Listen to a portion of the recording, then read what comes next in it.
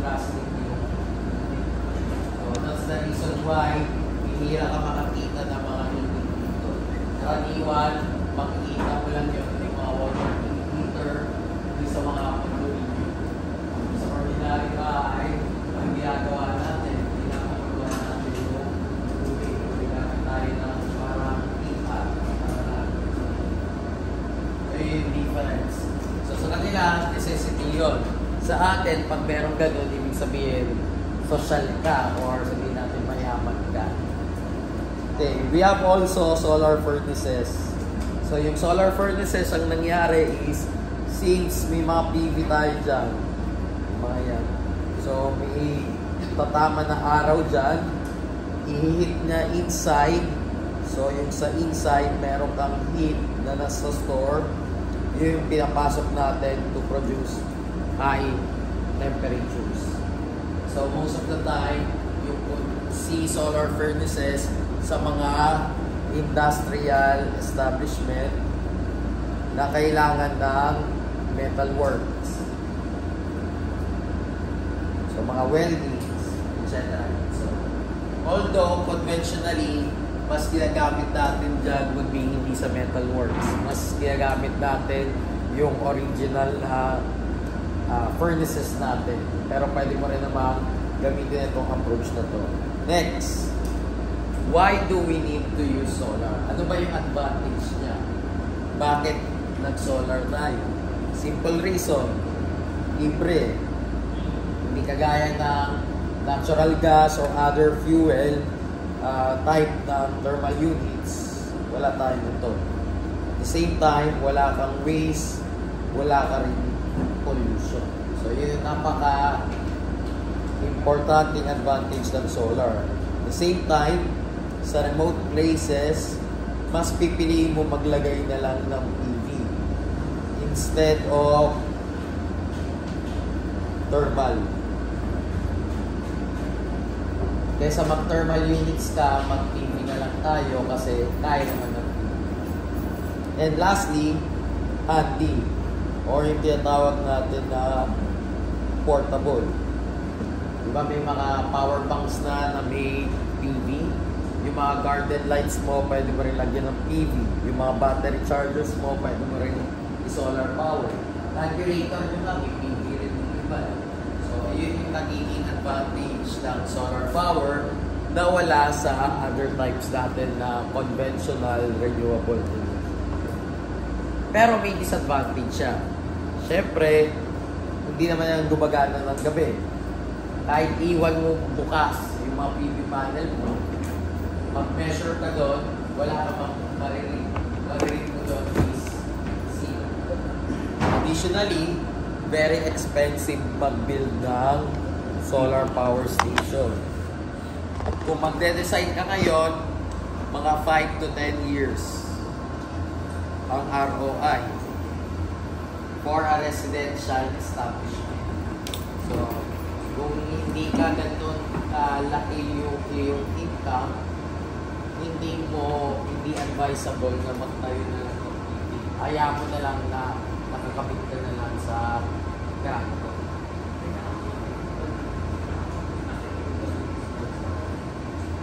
Yes, may effect snow sa solar.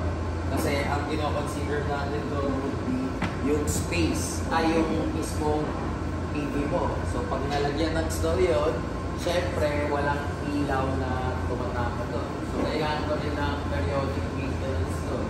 Wala na pag-snowy climate. So inaboy ko din natin. Okay? And ito yung isa pa, unreliable siya. Bakit nagiging unreliable? Tatandaan nyo, 8 hours ang maximum lang na may araw. Sa loob ng 8 hours, 2 to 4 hours lang yung tinatawag nating peak. Bukod dito, pag nagkaroon ka pa ng cloudy weather. So pag nagkaroon ka ng cloudy weather, ano nangyayari? Walang araw. So automatically, yung power output mo doon, zero. So those are the reasons why hindi tayo purely dependent sa PV. Okay. So So here are just example kung paano ginagamit ang solar energy as heating. So conventional, pag sinabi mong passive, ibig sabihin wala kang ginagawa. Hinahayaan mo lang siya as is. So gagawa ka lang ng tinatawag nating super window wherein kaya niya mag-absorb ng heat. Magpapasok ko yung sunlight, tapos is-store natin siya sa floor. So meron tayo mga ganyan, meron gumawa niya ng parang design project yan ngayon. Hindi ko alam kung matatapos yun. So yung gumamit ng Peltier. Sa kanila, ang gagawin nila yung Peltier yung absorb nila ng heat. So pwede nila yung gawin ng case. So malamang sa malamang yung ginawa dito na flooring is nagsa-store ng heat para magamit mo in the future. But aside from that, meron tayong tinatawag na active heating. Pero maganda yung project na yun ha. Hindi lang nila naayos yung documentation. Sana gumana yung prototype. Okay. May active heating tayo. Pag sinabi natin active heating, ano ang difference niya? Ito kasi, i-base mo lang. Wala kang gagawin na reaction. Kung ano man yung binigay nung araw, yun na kaagad already your heating.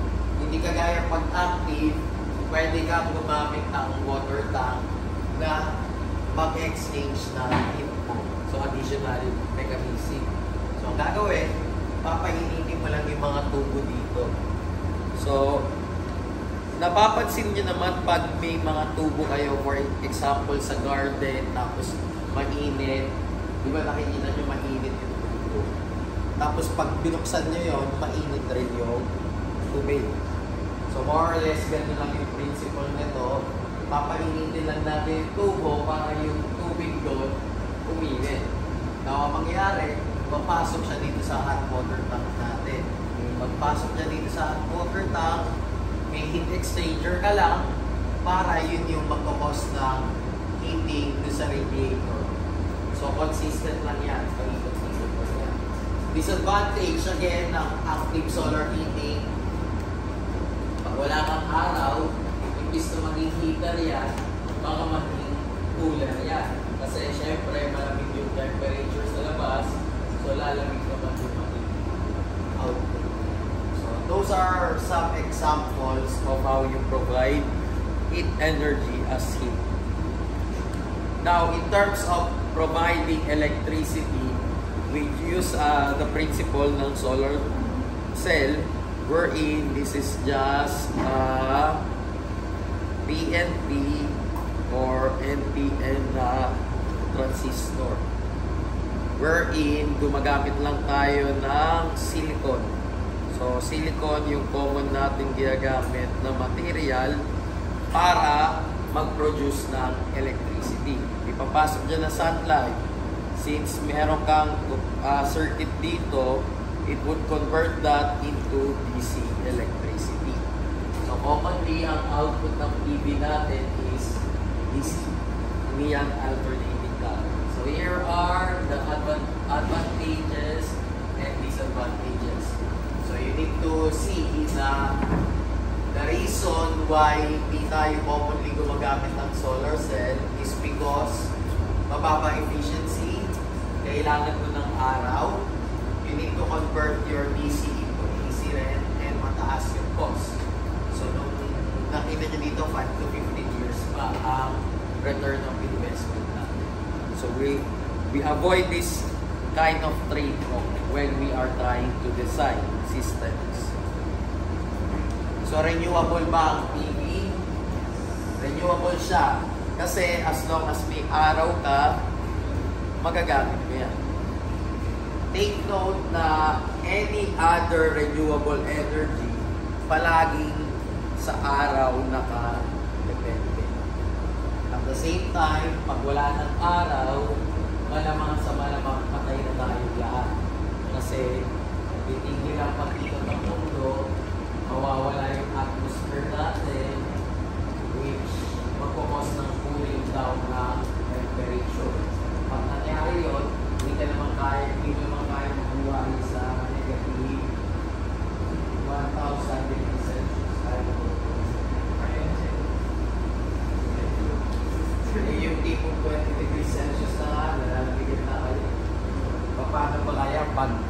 let's say umabot siya ng single digits. Although maganda experience yun pag na-try nyo na yung single digit. Sa Taiwan kasi umabot yan ng mga 5 degrees to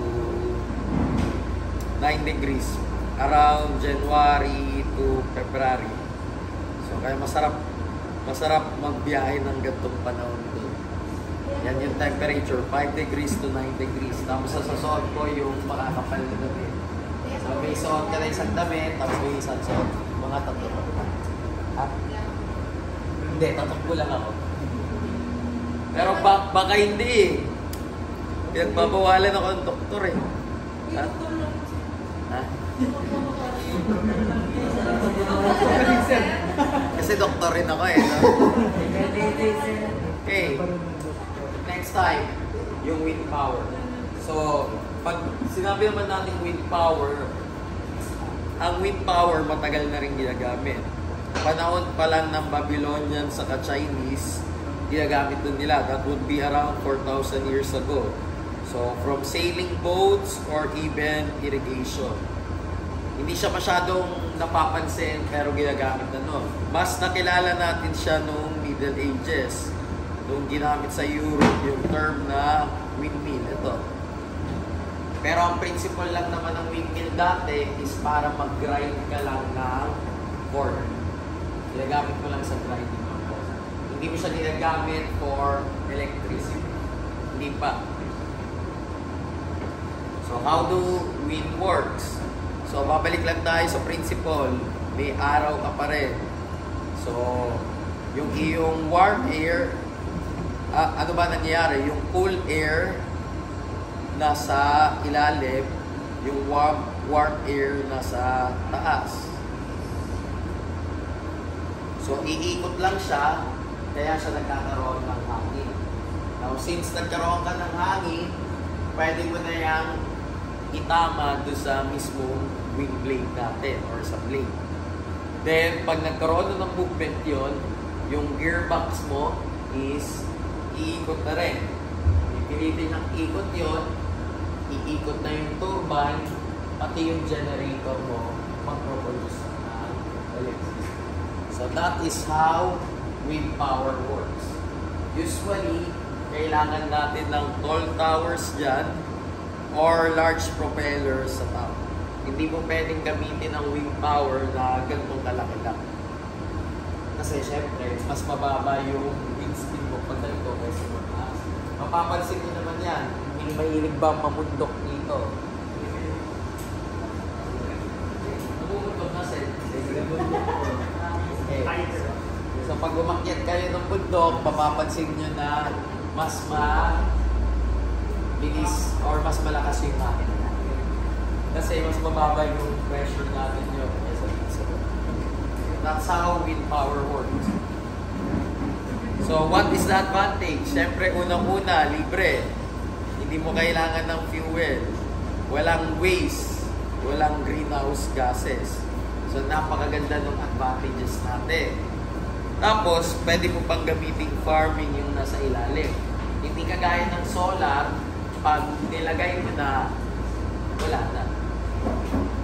Pwede mo rin gawing tourist attractions yun. Mapapansin mo yan pag sa Rizal or sa Ilocos, Pagudpod, di ba, pwede kayo mag-picture taking doon. Marami kayo makikita nag-picture doon. Minsan nga, nag-jump shot pa doon, di ba?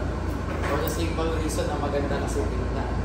At the same time, it's very good method to supply energy sa remote area. Hindi kagaya pag nagtayo ka ng thermal units, masyadong magastos at malaki yung capacity na yun para sa remote area. Although we could see disadvantages, may disadvantage pa rin siya. Siyempre, ang una dyan, hindi predictable yung wind.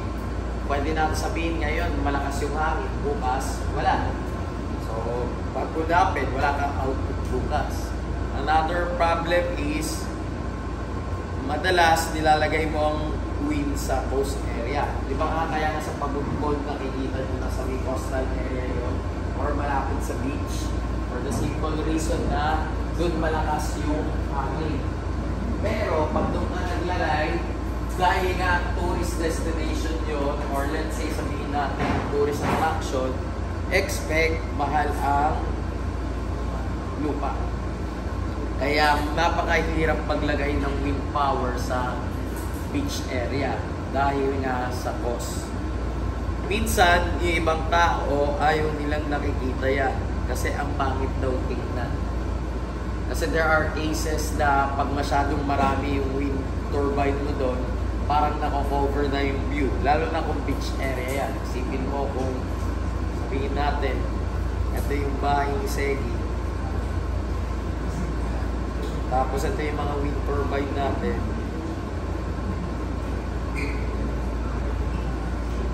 Tapos ito yung beach area.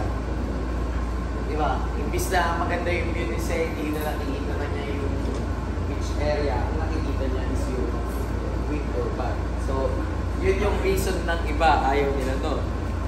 Then, pwede rin pagpatayan ng ibon. Kasi di ba ang mga ibon nagmamigrate yan on seasons. So, pag lumipad sila doon, natamaan sila ng LC, patay na. Siyempre, hindi mo naman ma-avoid sa ibon na ang kanilang natural path pag nag-migrate. Hindi mo masisisi yung tao na tayo ng mga turbine kasi yun yung ideal location. So, it's either you compromise yung electrical energy mo or kaya mo na lang yung patay. Or nagawa mo ng usually ang mga nagtatayo ng mga wind power plants nakikipag-usap pa yan sa mga different type of scientists. So, i-check nila yan sa mga nag-aaral ng ipon kung may mga kapahaman ng migration map para kung ever meron, babaguhin na nila yung pag-decide yung wind farm para hindi makabahan. So, kasama yun. Kaya medyo magastos talaga ang pagtayo ng renewable energy. Minsan, pwede rin siya maka-effect ng television reception, signal. Kaya mapapansin nyo, wala namang tumitira malapit sa wind turbine. Meron ba kayo nakita na tumira malapit sa wind turbine? Wala karaniwan. Usually, ilang miles or kilometer across bago kayo makakita. Ganun rin, dahil walang nakatira kasi nga noisy yan. Hindi lang natin naaalata yan kasi syempre saglit ka lang naman dun sa wind turbine, nagpipicture ka lang naman. Pero kung matagal ka na nakatira doon, mapapansin mo yung tunog doon. Kaya bihira ka makakita ng taong nakatira malapit sa mga wind power plants. So ito yung principle, sabi nga natin, iikutin lang niya to. So we have here what we call a vertical axis wind turbine. Bakit siya tinawag na vertical axis? Kasi yung blade mo is naka-vertical arrangement. Pag horizontal axis, naka-horizontal arrangement lang yan. So ang gagawin, may hangin ka dito, papaikutin mo yung blade. Pagka-ikot ng blade, itong gearbox na to, iikot para yung generator mo umikot. Pag umikot na yung generator, magproproduce yan ng electrical energy, ibababa niya papunta doon sa substation. So, yun yung principle natin ng wind power. So, yung mga sinabi ko kanina, kaka-illustrate lang dito yung advantage and disadvantage na. Yes. Okay, marami yung design. Pwede yung vertical, pwede yung horizontal, pwede yung combination.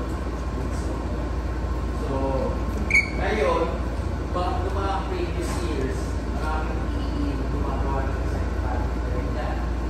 Kaya nila yung mga different types. Kaya silang vertical axis, tapos kinapay nila sa horizontal or whatsoever. Meron namang turbine, nilagyan nila ng PE and so on. Ang problema lang, pag ginawa natin ito mga ngayon dito is medyo costly siya. Tapos, ang reason pa kung bakit wala na masyado rin gumagawa dyan, punta lang kayo ng Lazada or Shopee, meron na kayo makikita do-it-yourself na combination. Ang problema, pag ginamit niya yun, minsan, peke yung mga yun o hindi gumagana. So, please take note of those cases pag you try to design. Sabihin natin magkataon na yung design project nyo may PV or solar. Karaniwan, do not base your pricing sa Shopee or sa Lazada prices. Pag let's say, gumawa kayo ng bill of materials, huwag kayo magbibill of materials based sa Shopee or Lazada. Karaniwan kasi yung products doon is hindi kayo masinasabi lahat. Kasi naglalazada rin naman ako pero hindi lahat ng products nila is high quality. Ganun rin naman sa Shopee. Okay? So, is wind power renewable? Yes, it's renewable kasi as long as may wind, as long as may blowing yan, pwede natin gamitin. And, magkakaroon ka lang naman ng wind pag may araw. As long as nakikita nyo na hindi pa sumasabog yung araw natin, buhay tayo, may renewable. So, yun yung kailangan yung tandaan. Okay. So, that's the second type ng renewable natin. Commonly used. Third type, hydropower plants or hydroelectricity. Sa hydroelectricity, gumagamit tayo ng dam. Yung dam natin, binibuild natin to trap water, usually in valley na may lake. So mapapansin nyo, ito yung ating lake, ito yung aking dam, then dito yung flow natin. Now, ang gagawin lang natin, bubuksan lang natin to para may mag-flow na tubig. Pero maglalagay tayo ng generator sa gitna or ng turbine na papaikutin natin. And yun yung produce ng electricity. And majority or 20% ng hydroelectricity ang pinaprovide natin para sa world's power. What are the advantages? Pag nagawa na yung dam, libre na yan. Kasi wala na masyadong maintenance yan. Hindi mo kailangan ng fuel dyan. Siguro ang pinaka-maintenance mo lang dyan is paglinis, pag-check kung may mga cracks or whatever. Walang waste, walang pollution. Mas reliable siya kaysa sa wind, solar, or sa wind power. Kumbaga ito, kaya natin mag-generate 24/7. Hindi kagaya sa solar, ilang hours lang yung solar natin, 4 to 8 hours. Sa wave, conventionally 10 hours.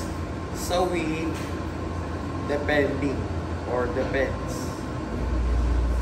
So, magsa-store lang naman tayo sa dam, then bubuksan lang natin pag kailangan natin. Another advantage, increase full power very quickly. Ito yung mga gusto nating power plant. Kasi kung let's say biglang tumaas yung demand mo, kailangan natin ng mga ganun na planta na kayang magbigay kaagad. Hindi kagaya ng PV, kahit sabihin natin ganito yung capacity yan, hindi mo naman mapipilit yung value niya dahil nakadepende siya sa araw. Ito rin yung wind turbine. Okay. And yun nga, constant. Although we could see there are advantages, we have disadvantages. Common disadvantage would be the cost.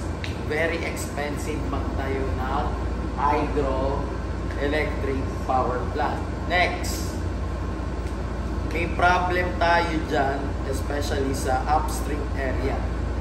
Pag naglagay ka na ng dam, pwedeng mawala yung mga ayok doon or yung mga halaman.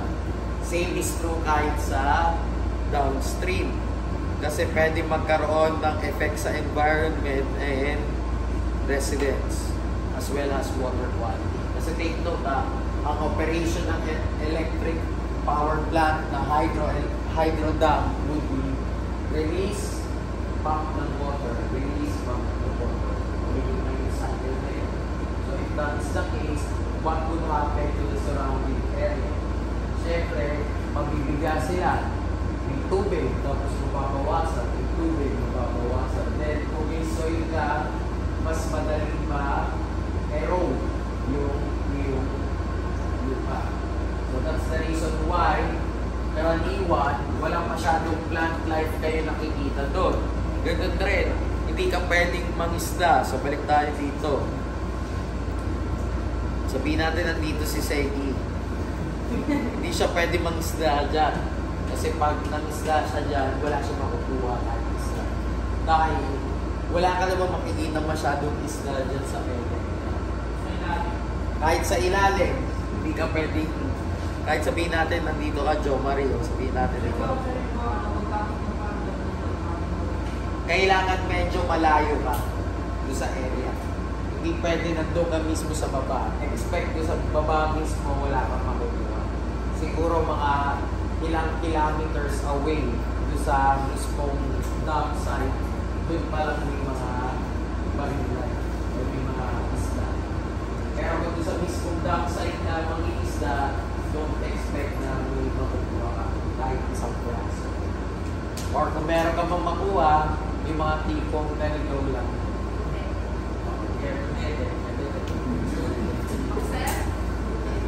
Hindi sinabi ko lang hindi ko sinabi ikaw yung butete. So we could say moving ng water or hydroelectricity could be large scale. Ito yung mga malalaki. Example dyan is yung mga Angat Dam or yung mga Magat Dam. Karaniwan nasa megawatts yung rating. Meron rin tayong mga small scale. Ito yung madalas na pinopropose nyo na project na hindi ko alam kung bakit nyo pinopropose. Nasa kilowatt yung rating na yan. Ang problema, medyo mahirap gawin. Tidal power and wave power. So commonly, lahat yan, ang tawag natin dyan, hydroelectricity. Pero, kinaklasify natin yung tidal sa wave ng separate time, ocean. For the simple reason na yung tidal sa wave, more or less, nasa ocean yung production mo ng energy. So, renewable ba ang hydro? Yes, it's renewable. Kasi as long as may araw ka ulit, meron kang evaporation and condensation. So, tandaan nyo na lang yung water cycle. So, alam nyo ba yung water cycle?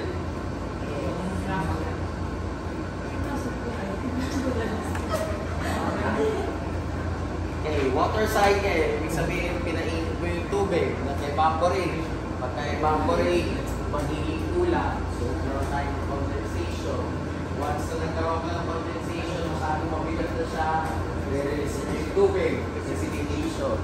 Pupunta ulit sa lupa yun, then pupunta sa lake. Then, you just repeat the cycle. So, nangyayari yan dahil may araw tayo. Pag wala yung araw, hindi na mangyayari yan.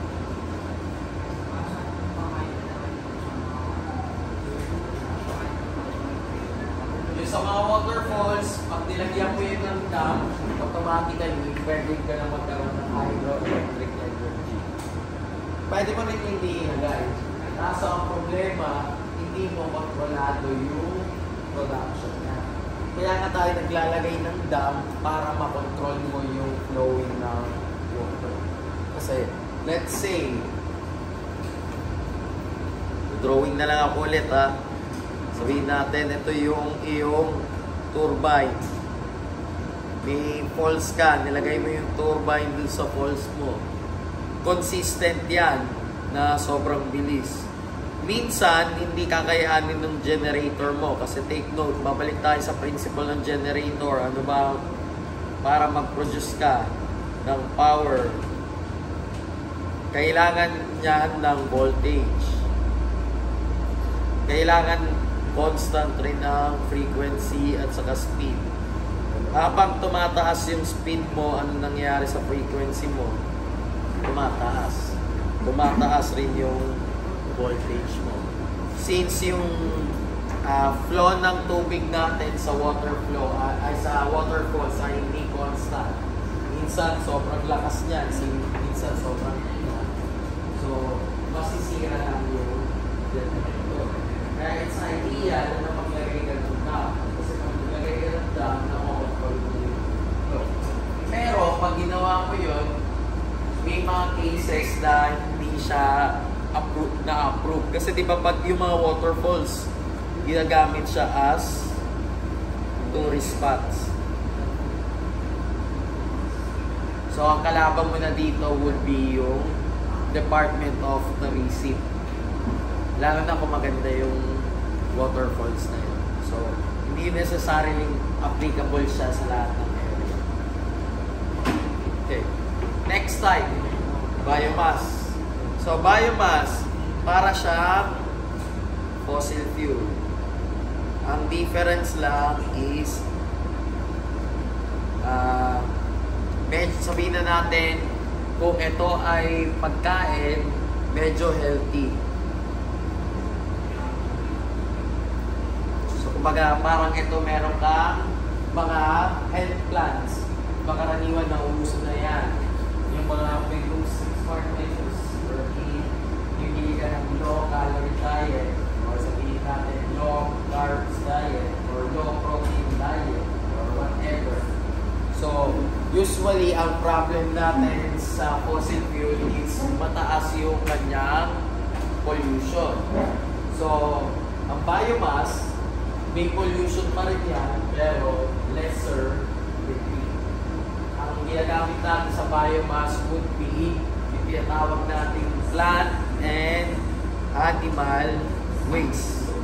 So, i-burn natin siya, magkakaroon ka ulit ng steam, iikot ulit yung turbine mo, i-excite yung generator mo, and mag-produce ka ng electrical energy.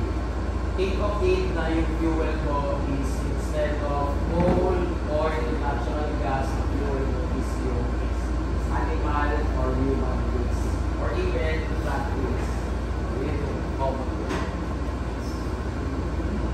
Okay. So how do you produce? May dalawa tayong paraan para mag-produce yan.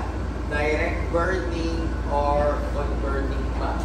Direct burning, ibig sabihin, ito yung mga dahon, ito yung mga ganito. Lagay natin sa parang furnace. Burn lang natin. Pag sinabi kong conversion, pwede natin siya i-convert into gaseous, biofuel, or liquid. Ito mga liquid, madalas natin nakikita to sa mga biofuel cars. So, nauso to ng ilang taon, yung mga biofuel cars. So, ang mga biofuel cars, ang ginagamit nila for your fuel would be this one, yung ethanol, or yung methanol, or gasoil na system. But take note, lahat sila galing sa animal and plant waste, or byproducts. Advantage, syempre, sayang yung waste, so gamitin na lang natin. Mas mura siya, and mas maliit yung demand mo sa Earth's resources. So, yun yung reason. Pero may disadvantage tayo. Mahirap ang collection ng waste. Kasi hindi mo naman pwede sabihin, for instance, kay Segi, yung mga baboy mo, kailangan natin ng animal manure sa kanila. Palabas mo nga sa kanila, kailangan every 3 hours. Hindi mo naman pwede ipilit na gano'n. Ikaw, ang tao nga, ilang minsan nga, abutin na isang araw bago maglabas, diba? So, gano'n yung mga principles natin dyan. Another one, pag nag-burn ka ng fuel, may greenhouse gas pa rin siya. So, kahit sabihin natin, medyo healthy siya, still, it's not healthy pa rin. And it's not available all year long. So, ito yung mga disadvantage. Kaya hindi natin madalas ginagamit ang biomass or maliit na percentage level. So, renewable pa siya. Theoretically speaking, renewable siya. Kasi as long as may waste product tayo, as long as may mga halaman or may mga sugar cane and trees, meron tayong biomass. Nagiging non-renewable siya kasi limited yan. Yes.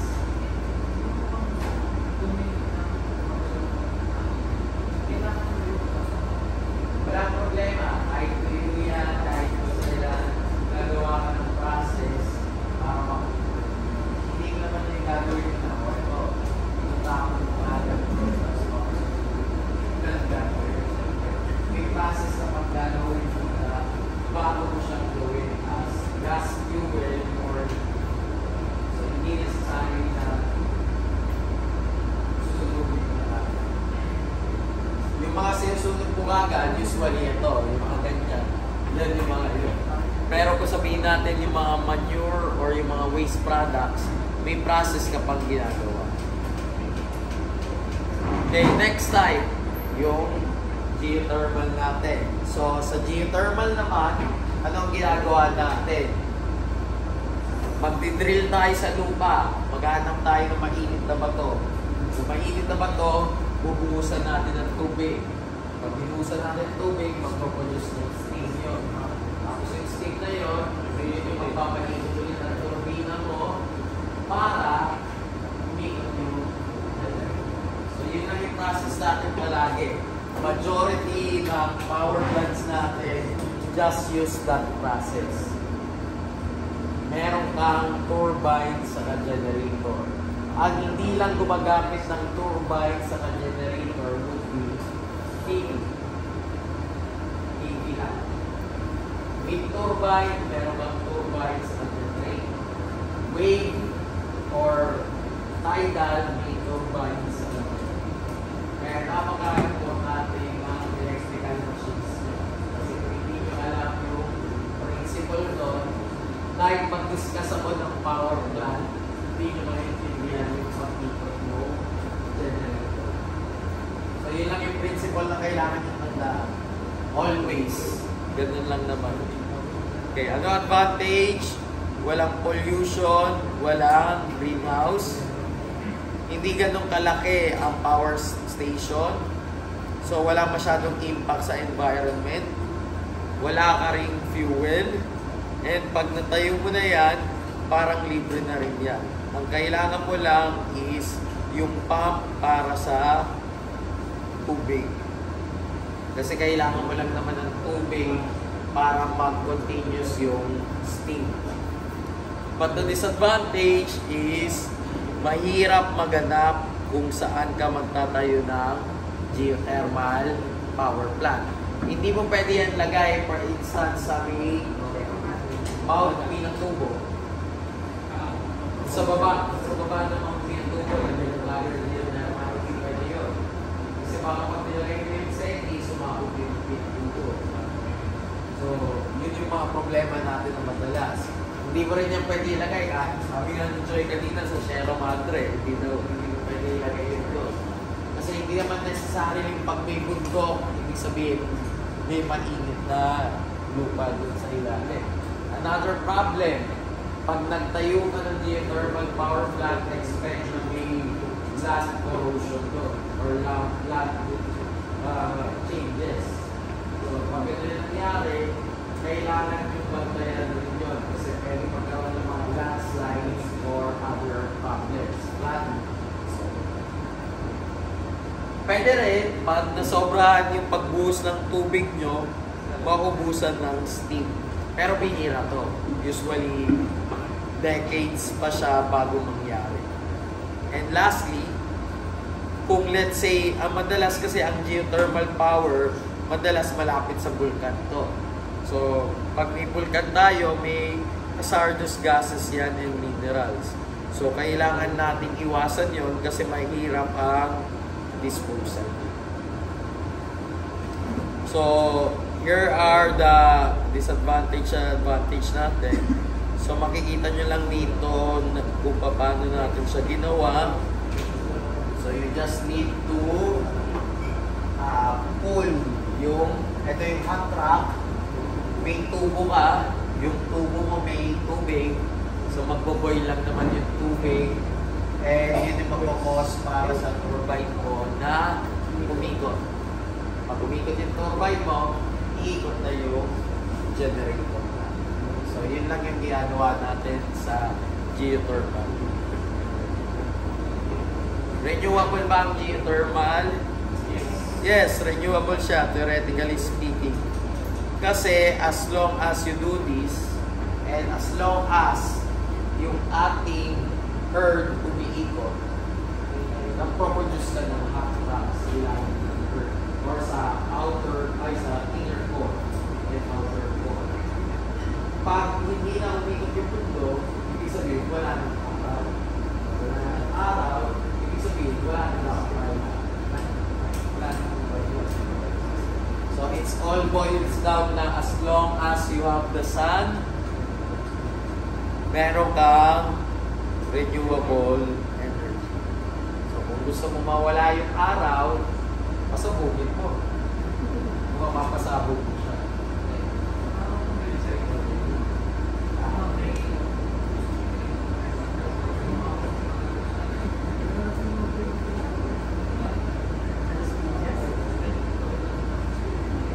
The problem doon, may tanong si Joe Marie.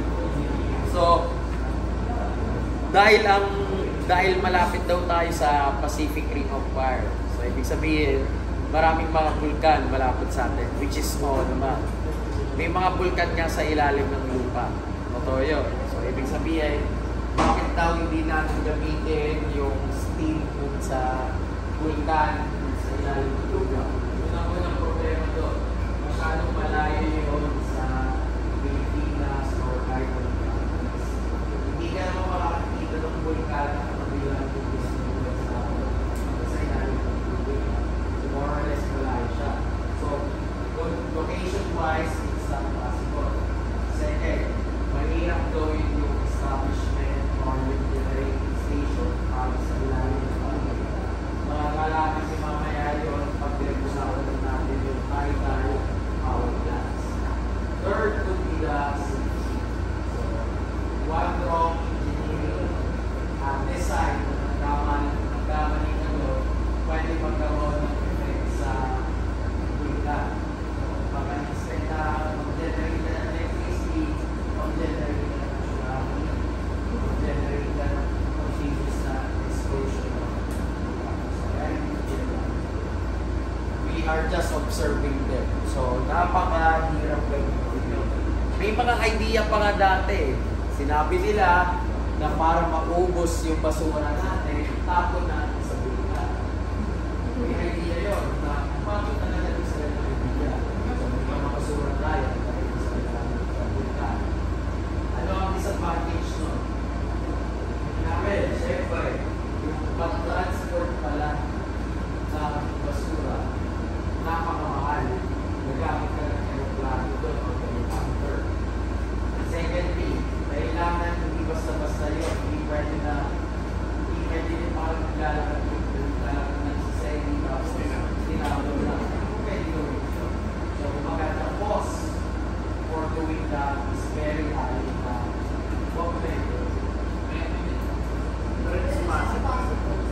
bakit possible yun? Kasi pag-burn yun, wala talaga siya. Kung maliliit lang na particles yung itatapon doon, mapapin natin siya. Hindi natin maliliit na amount. Hindi natin pag-bulang siya yung tapon natin. Balbon? Bakit balbon? Ang layo ng balbon sa baga. Okay, pag tinapon mo yung bangko doon, wala naman masyadong effect yun. Pero sabihin natin, kung itong isang room, puro doon ng basura, tapos itong nakapin, yun yung medyo malaki.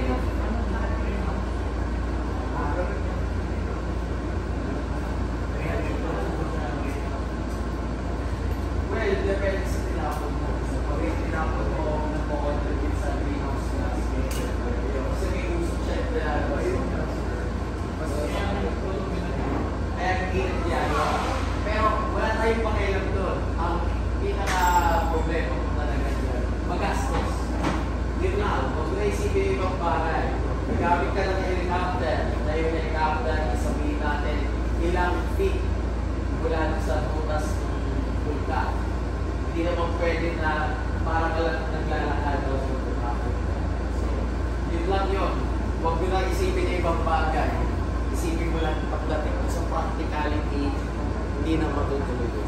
Pero kumbaga, they already think of it previously. Okay, next type, yung tidal.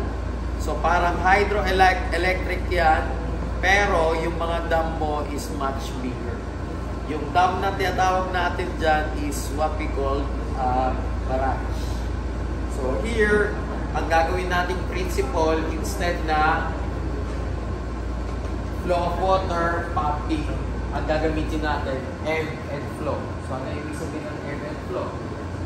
Flow ng tubig, di ba usually pag tayo nag-flow yan, papulit ka sa lupa, tapos atras, may sobo.